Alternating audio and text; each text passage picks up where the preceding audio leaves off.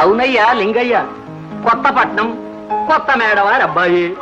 గుణమంటావా బంగారం, సొత్తంటావా మనకు తెలియదు కదా, వాళ్ళకు కూడా తెలియదు ఎంతుందో. పేరు శేఖర్. ఇంకేమిటయ్యా నువ్వు ఆలోచించేది? సుగుణకు అన్ని విధాలా చక్కని సంబంధం. మిగతా విషయాలంటావా, నేనున్నానుగా పాపాల భైరవుణ్ణి, వేసేయి నా మీద.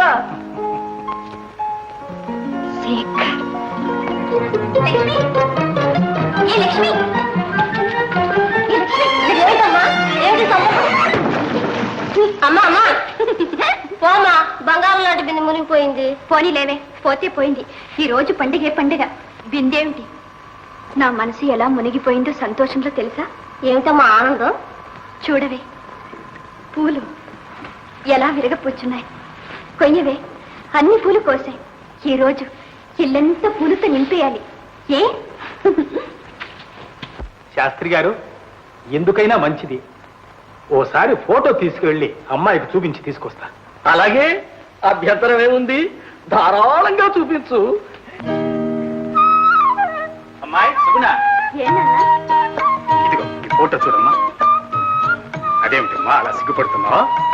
చూడు, చూసి అబ్బాయి నీకు నచ్చుతాడో లేడో చెప్పమ్మా. మీరు చూసారుగా, బాగుంది. నేను శాస్త్రి గారు చూస్తే సరిపోయింది అమ్మా. చేసుకునేదాను నువ్వు చూసుకోవాలి కానీ. అన్నా అదేమిటమ్మా పెండ్లి అనడంతో అంత సిగ్గు మించుకొచ్చింది? చూడమ్మా. అక్కర్లేదు నాన్న, మీకు నచ్చితే నాకు నచ్చినట్టే. బాలేదానివమ్మా నువ్వు. అసలు ఈ కాల పిల్లవే కాదు. అయినా ఇంత సిగ్గేమిటమ్మా? ఇవి మగాళ్ళు సిగ్గుపడాల్సిన రోజులైతే నువ్వేమిటమ్మా?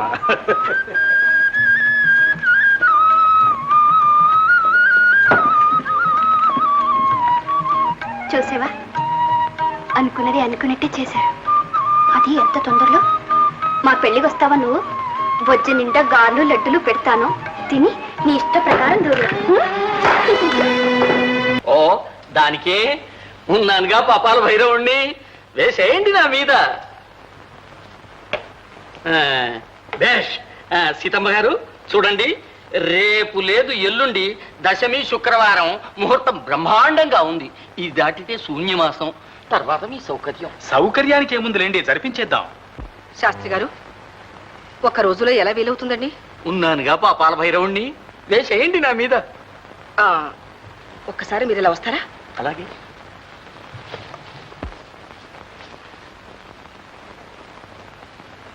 శాస్త్రి గారు, అమ్మా, మీరు ఒక్క సహాయం చేయాలి. అంతకంటేనా? సెలవివ్వండి. చూడండి, పెళ్లి పిల్లవాళ్ళింట్లో పెట్టుకుంటే అబ్బాయి సమయానికి వస్తాడు రాడు, వచ్చినా సరిగ్గా ఉంటాడో ఉండడు, ఏం నవ్వుల పాలవుతామో అదే నాకు చాలా భయంగా ఉంది. కాబట్టి పెళ్లి ఎలాగైనా మన ఇంట్లో జరిగేటట్టు చూడండి.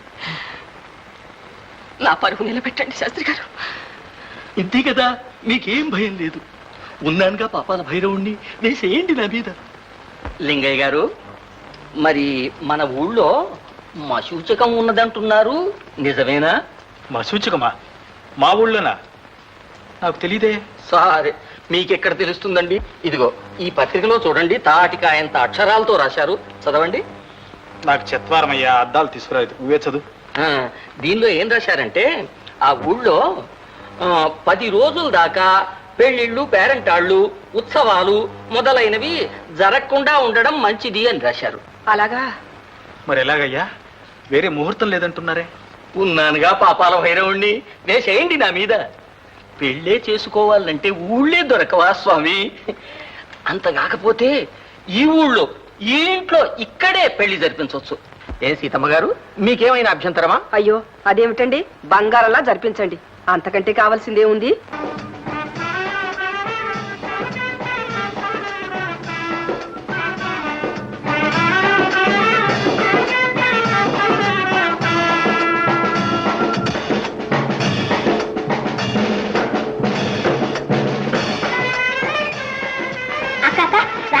ఊరేగింపు చూదురా.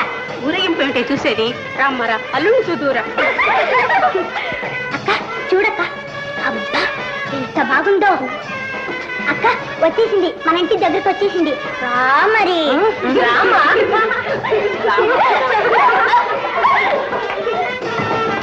అదిగో నా బావా.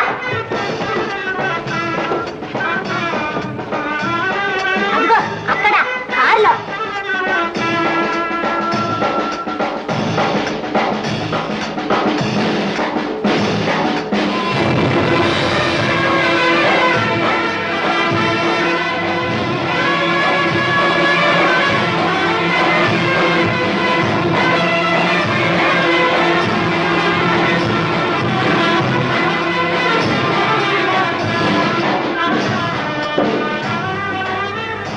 సుగుణ సుగుణ, ఏమిటమ్మా ఏమిటిది? నాన్న ఈ పెళ్లి ఆపండి, వెంటనే ఆపండి. ఆ?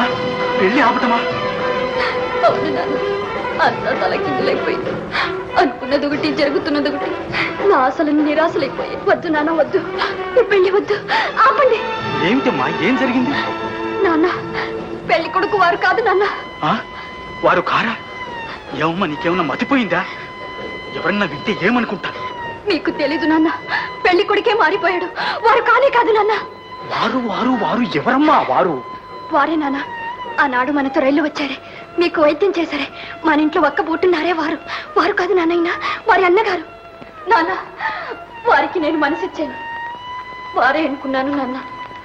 ఆ ఉద్దేశంతోనే ఈ పెళ్లి ఒప్పుకున్నాను నాన్న. సుగుణ, మనసిచ్చావా? అల్లుడి గారి తమ్ముడికి మనసిచ్చావా అమ్మా? నాకెలా తెలుస్తుంది?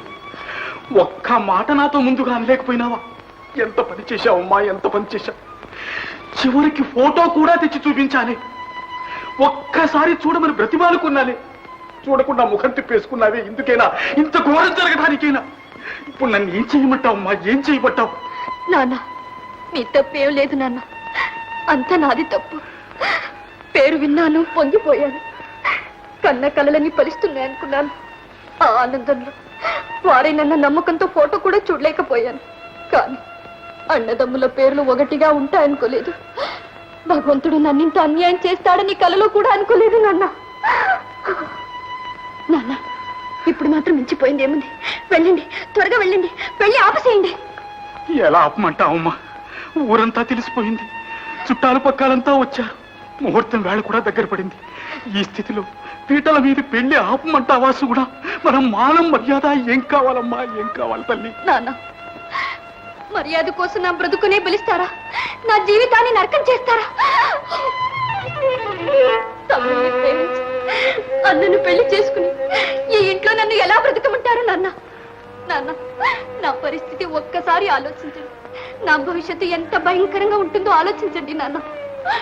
గుడ్డల్లో కుంపటి దాచుకుని నేను ఇంట్లో కోడలిగా మసలాలి. ఘోరం నాన్న, ఘోరం. ఈ నరకయాతన కంటే మనకిప్పుడు జరగబోయే అవమానమేనా గొప్పది? రేపు వారు ఈ ఇంటికి వచ్చినప్పుడు నేనెంత చిత్రవదపడాలి, ఎంత నిర్జీవంగా బ్రతకాలి? వద్దు నాన్న, వద్దు. తప్పదమ్మా, తప్పదు, వేరే దారి లేదు. నాన్న అంతేనా నాన్న? కాకుంటే నేను చేయమంటావమ్మా? ఇప్పుడు వెళ్ళి నన్ను ఎలా చెప్పమంటావు తల్లి? నా బిడ్డ ఇతన్ని కాదు ప్రేమించింది, ఇతని తమ్ముణ్ణి ఏ ముఖం పెట్టుకుని చెప్పమంటావమ్మా? చెప్పినా ఏం జరుగుతుంది? పీటల మీద పెళ్లి ఆగిపోతుంది, అంతేగాని అతని తమ్ముడు దీనికి ఒప్పుకుంటాడా? అన్నగారి మీద ఏ మాత్రమైనా గౌరవం, నీతి, నిజాయితీ గలవాడు దీనికి ఒప్పుకుంటాడా తల్లి? ఒప్పుకోడమ్మా, ఎప్పుడు ఒప్పుకోడు. ఇది జరగదమ్మా, ఎన్నటికీ జరగదు. చివరికి మనకు మిగిలేది అవమానం ఒక్కటే తల్లి. పెద్దలు నిశ్చయించిన పెళ్లిని పీటల మీదకి వచ్చేసరికి ఆపేసిందని అప్రతిష్ట నీకు తప్పదు చూడా, నీకు తప్పదమ్మా. నా మాట విని తల్లి, మనస్సు రాయి చేసుకోమ్మా. నా వల్ల కావడం లేదు నాన్న. నాన్న ఒక్కగానొక్క బిడ్డను నా గొంతు కొయ్యకండి. అమ్మా సుగుణ, అమ్మా ఎంత మాట అన్నావు తల్లి, ఎంత మాట అన్నావు అమ్మా. చిన్నప్పటి నుంచి నీ చేతుల మీదుగా పెంచి పెద్దదాన్ని చేశానే నీ గొంతు కోయటానికేనా తల్లి? నాకందుకు ఏం ఆనందం ఉంది అమ్మా. నాకుంటే నేను ఇప్పుడు నిస్సహాయ స్థితిలో ఉన్నానమ్మా, నిస్సహాయ స్థితిలో ఉన్నాను అమ్మా. సుగుణ, నిన్ను కన్నందుకైనా నన్ను కనికరించి నాకు ఈ ఉపకారం చేసి పెట్టు తల్లి. ఈ పెళ్లికి ఒప్పుకోమ్మా.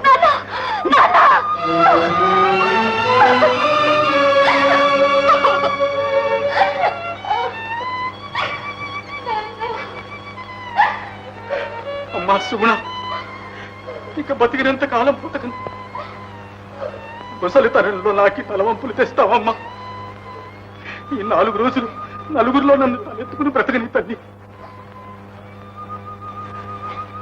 అమ్మా, పెద్ద మనిషి మాట తప్పాడంటూ ఊరంతా నా ముఖం మీద ఉమ్మేస్తుందమ్మా. అది నీకు మాత్రం ఆనందమా? సుగుణ, అమ్మా, నా మాట విని తల్లి. నీకు నిన్న మొన్న కలిగింది ఈ ప్రేమ. నేను నిన్ను చూసుకుని నీకోసమే బ్రతికున్నాను తల్లి. నన్ను అన్యాయం చేయొద్దమ్మా, అన్యాయం చేయొద్దు. ఇంత అవమానం జరిగిన తరువాత నేను ఆత్మహత్య చేసుకోవాల్సింది, అంతకన్నా వేరే దారి లేదమ్మా. సుగుణ, తల్లి చూడమ్మా, మన వంశ మర్యాద నిలబెట్టమ్మా. నిన్ను బ్రతిమాలుకుంటా, నీ కాళ్ళు పట్టుకుంటా. కానండి, ముహూర్తం దగ్గర పడుతోంది, పెళ్లి కుమార్తెను తీసుకురండి. అల్లుడు కూడా వచ్చేసాడు. ముహూర్తానికి వేళైపోయింది. ఇక పీటల మీదకి పిలుస్తా. చెప్పమ్మా, చెప్పు సుగుణ, చెప్పమ్మా. నీకు ఇష్టం లేకుంటే ఇద్దరు ఇక్కడే పడి